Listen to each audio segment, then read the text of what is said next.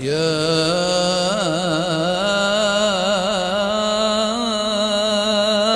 رمضان.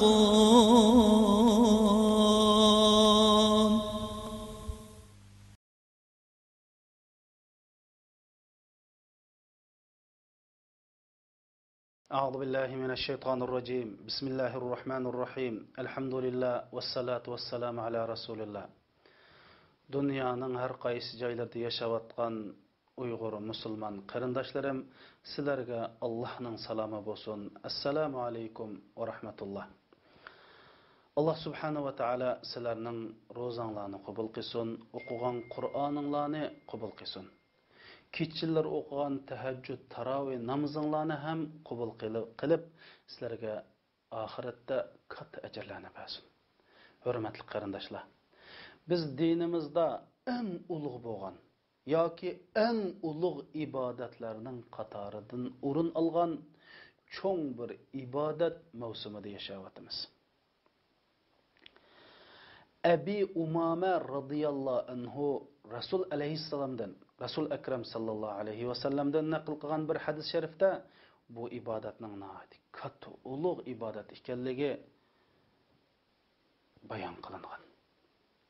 Abi Umama radhiyallohu anhu shunday deydi: "Men Rasul akram sallallohu alayhi va sallamning qashiga kelib, ya Rasululloh, ud'u li bish-shahada dedim. Ey Allohning payg'ambari, mening shahid bo'lishimga duo qilsizlar dedim.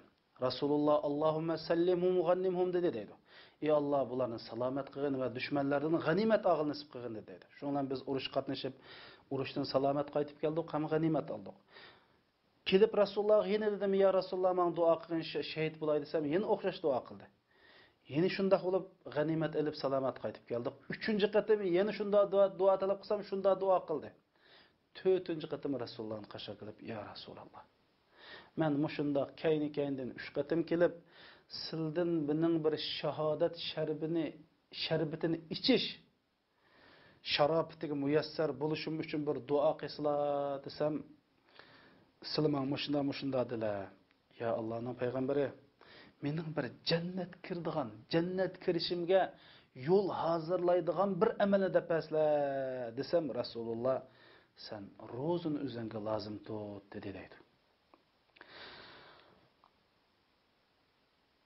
Abu Umama radhiyallohu anhu Rasulullahdan mushkabni anglagandan keyin hayotini ko'pincha vaqtlarini ro'za bilan o'tkazdi. Hatto uyda mehmon kelmasa qozon esilmaydi dedi. Ya'ni kunduzi qozon esilmaydi dedi. Boshqalarmi agar Abu Umama radhiyallohu anhuninki mo'risdan kunduz chiqib qolsa, ha uyda bugun mehmon bor-ka deb biladi. Endi biz bu hadisdan jihodning naqadar ulug' bir ibodat ekanligini bilamiz. Chunki sahoba shuning uchun shahid bo'lishni orzu qildi. Ammo Rasulullohning bergan javobidan bu Ramazonning naqadar ulug' ibodat ekanligini bilalaymiz. Endi qarindoshlar, bu ulug' ibodatni farz qilgan Alloh subhanahu va taolo bizdek ro'zgorlardan nimani maqsad qilgan? Bizdan talab qilgan narsa nima ro'za tutishdan? Mana bu haqda to'xtalamiz. Endi biz Alloh subhanahu va taoloning ro'za haqida nozil qilgan oyatini o'qisak, maqsad aniq bayon qilingan. Alloh subhanahu va taolo deydi: "A'udhu billahi minash shaytonir rojim. Ya ayyuhallazina amanu kutiba alaykumus siyamu kama kutiba alal ladzina min qablikum la'allakum tattaqun." Ey Allohga iymon etgan mu'minlar, sizlardan burungi kishilarga farz qilingandek Ramazon sizlarga farz qilindi, sizlarning taqvodorlikda voyaga yetishinglar uchun deydi. Demak, Ramazonning farz qilinishdagi maqsad Allohning maqsadi bizning taqvodorlikda voyaga yetishimiz uchun ekan qarindoshlar. Hatto islom dinida barliq ibodatdagi maqsad taqvodorlik maqsad qilingan. Allah subhanahu wa ta'ala Qur'oni Karimda ya ayyuhan nasu ubudu rabbakumul ladzi khalaqakum wal ladzina min qablikum la'allakum tattaqun deydi. Ey insonlar, sizlarni va sizlarning din burunqi kishilarni yaratgan Robbinglar Ta'alaga ibodat qilinglar, taqvodorlikda voyaga yetishinglar uchun deydi. Demak, hamma ibodatdan namoz, zakot, ro'za, Allah'ın zikri qilish, Qur'on o'qish, sadaqat berish, hamma ishlardan taqvodorlik maqsad. Bulupmu Ramazan insonlarni taqvodorlikqa opiradigan, taqvodorlikqa yetkazadigan eng yaxshi ibodat. Demak, Ramazondan maqsad taqvodorlik. Chunki Alloh subhanahu va taolo taqvodorlarni suyudi. Innallohu yuhibbul muttaqin. Alloh taqvodorlarni yaxshi ko'radi. Hudallil muttaqin. Qur'oni Karim taqvodorlar uchun mash'aldir. Alloh subhanahu va taolo taqvodorlarni jannatga kirdi qarindoshlar. Taqvodorlar bo'lsa Allohning eng yaqin bandalari. Xo'sh, unda o'z taqvo degan nima degan gap bu taqvodorlik degan? Taqvo degan bu so'z arabchada insonningki bir narsadan o'zini himoya qilishini ko'rsatadi.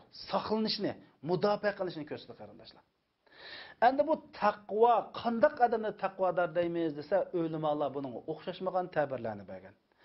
Ba'zi ulamolar degan taqvodorlik Alloh buyurgan har qanday ishni taltikus qilish, cheklagan ishni umumiylik tark etish bu taqvodorlik degan. Ba'zi ulamolar taqvodorlik deganimiz Alloh subhanahu va taolo yaxshi ko'radigan har qanday bir ishdan, so'rindan qilib qolmaslik, Alloh yomon ko'radigan har qanday bir ishni va shu so'rinni tark etish, yomon ko'radigan ishni tark etish. Mana bu taqvodorlik degan. Umar radhiyallohu anhu, musulmonlarning ikkinchi xalifasi Umar radhiyallohu anhu peshvo, katta sahaba Ubay ibn Ka'b radhiyallohu anhu dan so'radi. Ey Ubay, ma huwa taqvo? Taqvo degan nima deb so'rabdi. Ubay ibn Ka'b radhiyallohu anhu javob berib, ey mu'minlarning amiri, sen mendaq tikanlik yo'lda men baqqanmi debdi, men baqqan.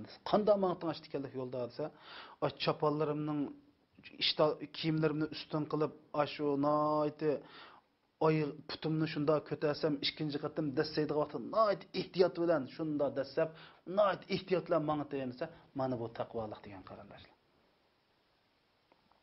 Demak, bu taqvolik Ramazondagi asosiy maqsad.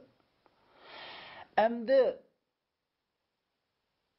taqvolik nurg'un odamlar biz taqvolik qilib tarat olgan chog'da og'zimizni suv olsak, bir yutum suv o'tib ketmasin deb shunda ehtiyot qilamiz.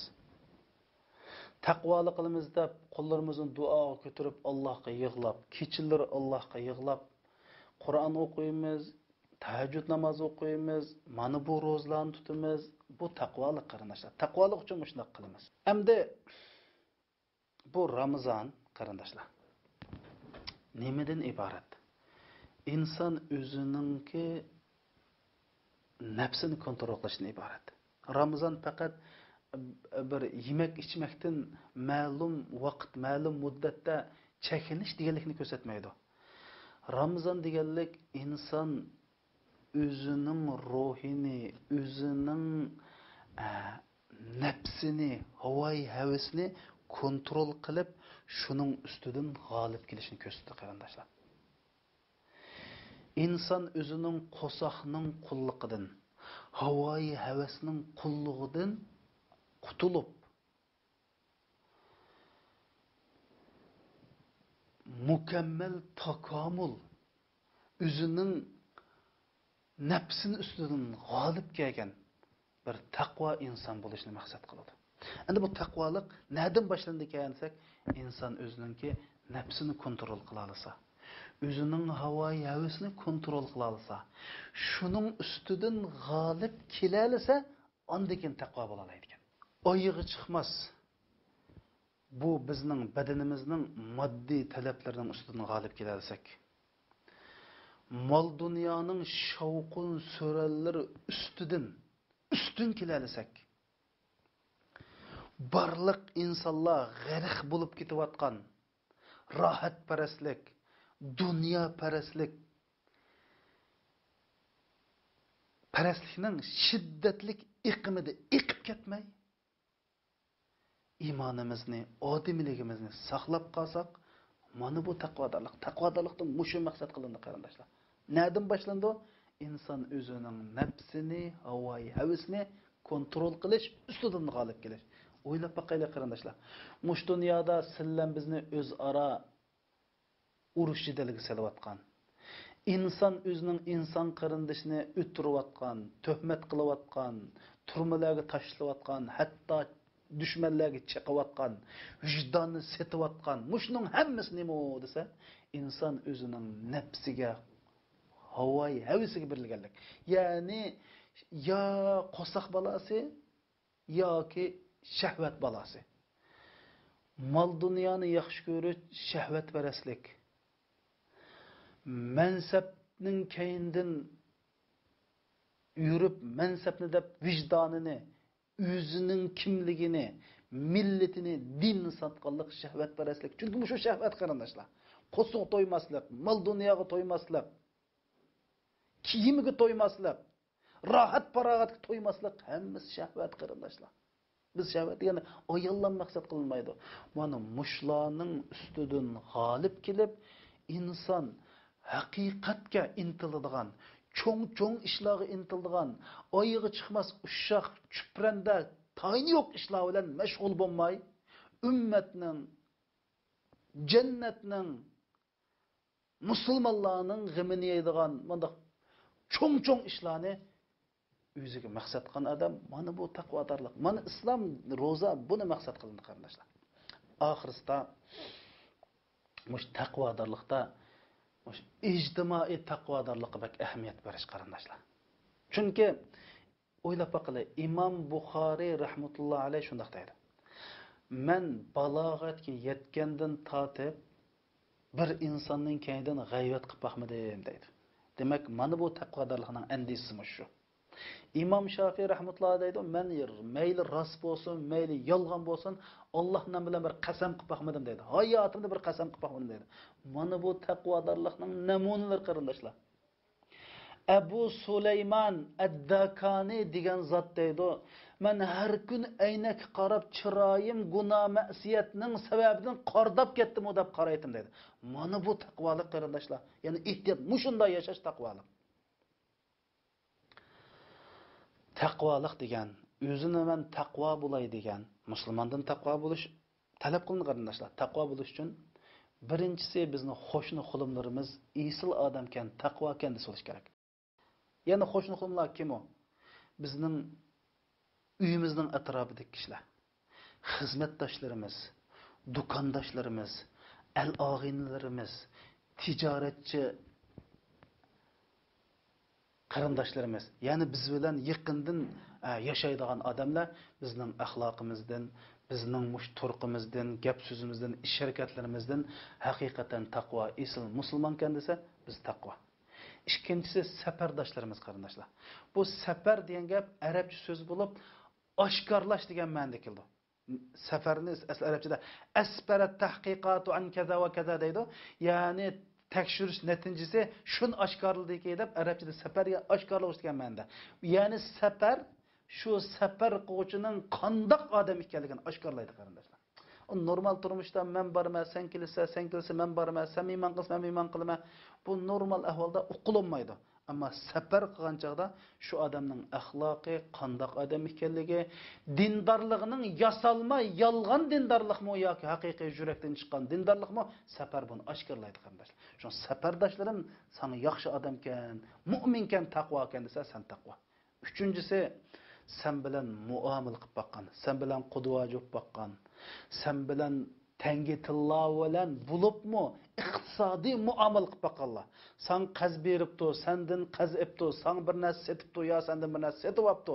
Mushunda iqtisodiy muomala qilganda sen qanchalik samimiy odam, sen qanchalik ishonchlik odam, sen qanchalik bir axloqing bor odam.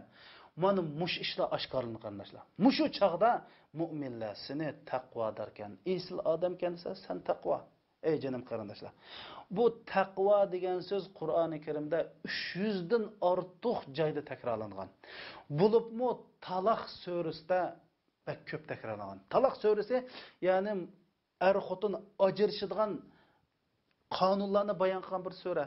Alloh demoqchi bu yerda inson ajrashgan vaqtida, ya'ni er bilan ayol ajrashgan vaqtda har ikkilarning axloq oshkorlandi.